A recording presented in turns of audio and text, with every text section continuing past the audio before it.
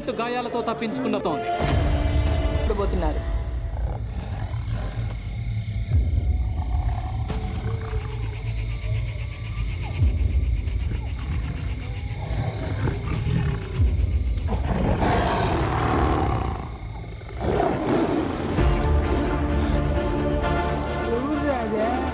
సరిగ్గా కనపడడం లేదా?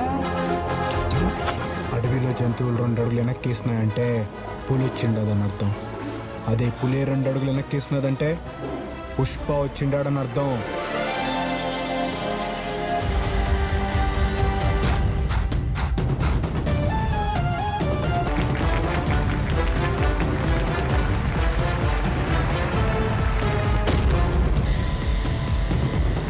పుష్పగాడి రూలు